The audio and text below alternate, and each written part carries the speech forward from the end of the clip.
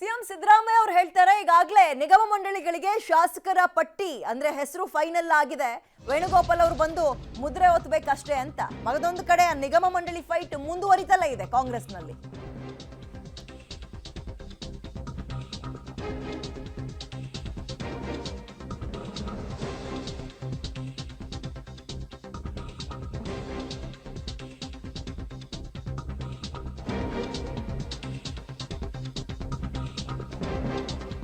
ಯಾವ್ಯಾವ ನಿಗಮ ಮಂಡಳಿಗಳಿಗೆ ಯಾರ್ಯಾರ ಅಧ್ಯಕ್ಷರು ಅನ್ನೋ ವಿಚಾರದಲ್ಲಿ ಸಚಿವರು ಮತ್ತು ನಾಯಕರ ಅಭಿಪ್ರಾಯವನ್ನ ಪಡೆಯದೇ ಪಟ್ಟಿ ಫೈನಲ್ ಮಾಡಿದ್ರ ಅನ್ನೋ ಪ್ರಶ್ನೆ ಕಾಡ್ತಾ ಇದೆ. ಕಾರಣ ಕಾಂಗ್ರೆಸ್ನ ಕೆಲ ನಾಯಕರುಗಳು ಕೊಡ್ತಾ ಇರುವಂತಹ ಸ್ಟೇಟ್ಮೆಂಟ್. ಕಾರ್ಯಕರ್ತರ ಪಟ್ಟಿಗೆ ಕಾಂಗ್ರೆಸ್ನಲ್ಲಿ ಬಿಗ್ ಫೈಟ್ ನಡೀತಾ ಇದೆ. ನಮ್ಮ ಅಭಿಪ್ರಾಯ ಪಡೆಯದೆ ಲಿಸ್ಟ್ ಮಾಡಿದ್ದು ಸರಿಯಲ್ಲ ಅಂತ ಗೃಹ ಸಚಿವ ಪರಮೇಶ್ವರ್ ಅವರು ರೆಬಲ್ ಆಗಿದ್ದಾರೆ. ಹೈಕಮಾಂಡ್ ಪಟ್ಟಿಗೆ ಕಾಂಗ್ರೆಸ್ನ ಬಹುತೇಕ ಸಚಿವರು ನಾಯಕರು ಅಪಸ್ವರವನ್ನು ಕೂಡ ಎತ್ತುತ್ತಾ ಇದ್ದಾರೆ. ಮತ್ತೊಂದು ಕಡೆ ಸಿಎಂ ಸಿದ್ದರಾಮಯ್ಯ ಅವರು ಈಗಾಗಲೇ ಪಟ್ಟಿ ರೆಡಿಯಾಗಿದೆ, ಹೈಕಮಾಂಡ್ ನಿಂದ ಗ್ರೀನ್ ಸಿಗ್ನಲ್ ಕೊಡ್ತಾ ಇದ್ದಂತೆ ಅನೌನ್ಸ್ ಮಾಡ್ತೀವಿ ಅಂತ ಇವ್ರು ಹೇಳ್ತಾ ಇದ್ದಾರೆ.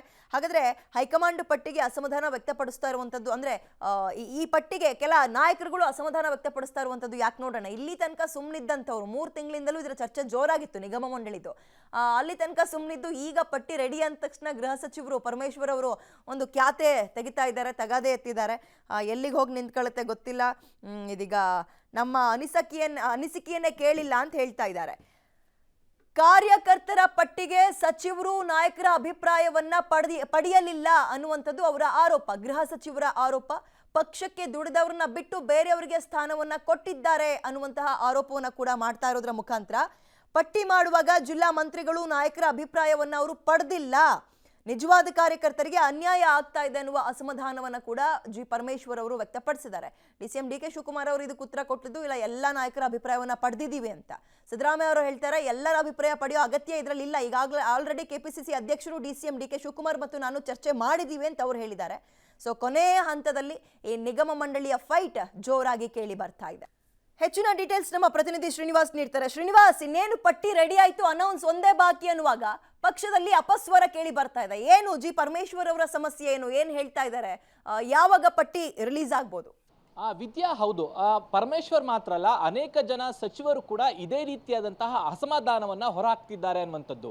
ಯಾಕೆಂದ್ರೆ ಪಟ್ಟಿಯನ್ನ ಮಾಡುವಂತಹ ಶಾಸಕರಿಗೇನೋ ಹೈಕಮಾಂಡ್ ಲೆವೆಲ್ ಅಲ್ಲಿ ಯಾರ್ಯಾರು ಬೇಕು ಅನ್ನುವಂಥದ್ದನ್ನ ತೆಗೆದು ಶಾಸಕರಿಗೆ ನಿಗಮ ಮಂಡಳಿಯನ್ನ ಕೊಡ್ತಾ ಇದ್ದಾರೆ. ಆದ್ರೆ ಕಾರ್ಯಕರ್ತರ ವಿಚಾರಕ್ಕೆ ಬರೋದಾದ್ರೆ ನಮ್ಮ ಅಭಿಪ್ರಾಯಗಳನ್ನ ಸಂಗ್ರಹ ಮಾಡಿಲ್ಲ ಅನ್ನುವಂಥದ್ದು ಪರಮೇಶ್ವರ್ ಸೇರಿ ಅನೇಕ ಸಚಿವರು ನಾಯಕರ ಒಂದು ಅಸಮಾಧಾನ ಅಂತ ಹೇಳ್ಬೋದು. ಯಾಕೆಂದ್ರೆ ಜಿಲ್ಲೆಗಳಲ್ಲಿ ಯಾರ್ಯಾರು ಕೆಲಸ ಮಾಡಿದ್ದಾರೆ ಪಕ್ಷಕ್ಕೆ, ಯಾರು ಕಾರ್ಯಕರ್ತರಿಗೆ ಸ್ಥಾನಮಾನ ಕೊಡಬೇಕು ಅನ್ನುವಂಥದ್ದು ಆಯಾ ಜಿಲ್ಲಾ ಮಂತ್ರಿಗಳಿಗೆ ಅಥವಾ ನಾಯಕರಿಗೆ ಗೊತ್ತಿರುತ್ತೆ.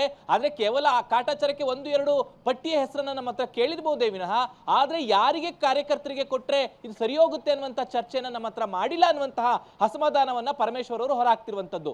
ನಾನು ಈಗಾಗಲೇ ಹೇಳಿದಾಗ ಇದು ಕೇವಲ ಪರಮೇಶ್ವರ್ ಅವರ ಅಸಮಾಧಾನ ಅಲ್ಲ, ಅನೇಕ ಜನ ಮಂತ್ರಿಗಳು ಇದನ್ನೇ ಹೇಳ್ತಿದ್ದಾರೆ. ನಮ್ಮ ಅಭಿಪ್ರಾಯವನ್ನ ತೆಗೆದುಕೊಳ್ಳದೇನೆ ಈ ರೀತಿಯಾದಂತಹ ಪಟ್ಟಿಯನ್ನ ಫೈನಲ್ ಮಾಡ್ತಿದ್ದಾರೆ. ಲೋಕಸಭಾ ಚುನಾವಣೆ ಬರ್ತಿದೆ, ಒಂದ್ ವೇಳೆ ತಮ್ಮ ಕಾರ್ಯಕರ್ತರಿಗೆ ಸೂಕ್ತ ಸ್ಥಾನಮಾನ ಕೊಡಿಸದೆ ಹೋದ್ರೆ ಜಿಲ್ಲೆಯಲ್ಲಿ ಅದು ಬ್ಯಾಕ್ ಡ್ರಾಪ್ ಆಗುತ್ತೆ ಅನ್ನುವಂಥದ್ದು ಅನೇಕ ಸಚಿವರ ಒಂದು ಆತಂಕ. ಹಾಗಾಗಿನೇ ನಿನ್ನೆ ಪರಮೇಶ್ವರ್ ಅವರು ಬಹಿರಂಗವಾಗಿ ಹೇಳಿದ್ರು, ಜನರಲ್ ಸೆಕ್ರೆಟರಿ ಅವರು ವೇಣುಗೋಪಾಲ್ ಅವರೇ ಪಟ್ಟಿಯನ್ನು ಫೈನಲ್ ಮಾಡ್ತಿದ್ದಾರೆ, ನಮ್ಮ ಅಭಿಪ್ರಾಯಗಳನ್ನ ತೆಗೆದುಕೊಂಡಿಲ್ಲ ಅನ್ನುವಂಥದ್ದು. ಹಾಗಾಗಿ ಎಲ್ಲ ಒಂದ್ ಕಡೆ ಸಿಎಂ ಅವರು ಡಿಸಿಎಂ ಅವರು ಎಲ್ಲ ಚರ್ಚೆ ಆಗಿದೆ ಅಂತ ಹೇಳಿದ್ರು ಕೂಡ ಒಳಗಡೆನೆ ಕೂಡ ನಿಗಮ ಮಂಡಳಿಯ ಫೈಟ್ ಇನ್ನೂ ಕೂಡ ಮುಂದುವರಿತಾ ಇದೆ ಅನ್ನುವಂಥದ್ದು. ಒಂದ್ ವೇಳೆ ಪಟ್ಟಿ ರಿಲೀಸ್ ಆದ್ಮೇಲೆ ಮತ್ತಷ್ಟು ಗೊಂದಲಗಳು ಆಗುತ್ತೆ ಅನ್ನುವಂಥದ್ದು ಕಾಂಗ್ರೆಸ್ ವಲಯದಲ್ಲಿ ಚರ್ಚೆ ಆಗ್ತಿದೆ. ವಿದ್ಯಾ, ಥ್ಯಾಂಕ್ ಯು ತಮ್ಮ ಡೀಟೇಲ್ಸ್ಗೆ. ನೋಡಿ, ಇದರ ಬಗ್ಗೆ ಪದೇ ನಾನು ಹೇಳ್ತಾ ಇದ್ದೀನಿ, ನಮ್ಮನ್ನು ಯಾರನ್ನು ಕೂಡ ಅವರು ಕನ್ಸಲ್ಟ್ ಮಾಡಿಲ್ಲ. ಯಾರು ಕೆಲಸ ಮಾಡಿದ್ದಾರೆ ಅವ್ರನ್ನ ಬಿಟ್ಟು ಕೆಲಸ ಮಾಡದೇ ಇರೋರಿಗೆ ಕೊಟ್ಟಾಗ ಸ್ವಾಭಾವಿಕವಾಗಿ ಮನಸ್ಸಿಗೆ ನೋವಾಗುತ್ತೆ. ಅದಕ್ಕೆ ಅವರು ಸ್ವಲ್ಪ ಪಕ್ಷದಲ್ಲಿ ಮುಖಂಡರುಗಳನ್ನ ಮತ್ತು ಬೇರೆ ಬೇರೆ ಹಂತದಲ್ಲಿ ಅಧ್ಯಕ್ಷರುಗಳಿರ್ತಾರೆ, ಜಿಲ್ಲಾ ಅಧ್ಯಕ್ಷರಿದ್ದಾರೆ ನಮ್ಮಲ್ಲಿ, ಅವ್ರುಗಳನ್ನು ಕೂಡ ಕೇಳಬೇಕಾಗುತ್ತೆ. ಎಲ್ಲರೂ ಸಲಹೆಯನ್ನು ಪಡ್ಕೊಳ್ಳೋಕೆ ಕಷ್ಟ ಆಗ್ತದೆ. ನಾನು ಮಾತಾಡಿದ್ದೀನಿ ಅವ್ರ ಜೊತೆ. ಅಂತಿಮವಾಗಿ MLAಗಳದೆಲ್ಲ ಕ್ಲಿಯರ್ ಆಗಿದೆ. ಕಾರ್ಯಕರ್ತರು ಇದು ಮಾಡುವಾಗ ಶಿವಕುಮಾರ್ ನಾವೆಲ್ಲ ಕೂತ್ಕೊಂಡು, ಸುರ್ಜೇವಾಲ ನಾವೆಲ್ಲ ಕೂತ್ಕೊಂಡು ಅದನ್ನೆಲ್ಲ ತೀರ್ಮಾನ ಮಾಡಿ ಸುರ್ಜೇವಾಲನ ಕೈಲಿ ಲಿಸ್ಟ್ ಕೊಟ್ಟಿದ್ದೀವಿ. ಅದು ವೇಣುಗೋಪಾಲ್ ಅವರಿಂದ ಸೈನ್ ಆಗಿ ಬರಬೇಕಷ್ಟೇ. ಅವೆಲ್ಲ ಸುಳ್ಳು. No all opinion has been taken. ಒಂದು ಫಾರ್ಮುಲಾ, ಕೆಲವೊಂದು ಗೈಡ್ಲೈನ್ಸ್ ಫಿಕ್ಸ್ ಆಗಿದೆ, ಎಲ್ಲರಿಗೂ ಸಿಗ್ತದೆ, ಎಲ್ಲರಿಗೂ ಎಲ್ಲರ ಒಪಿನಿಯನ್ ಎಲ್ಲಿ ತಗೋಬೇಕೋ ತಗೊಳ್ತೀವಿ ನಾವು. ಯಾರು ಬೇಕಾದ್ರೂ ಅವ್ರ ಒಪಿನಿಯನ್ ತಿಳಿಸ್ಬೋದು.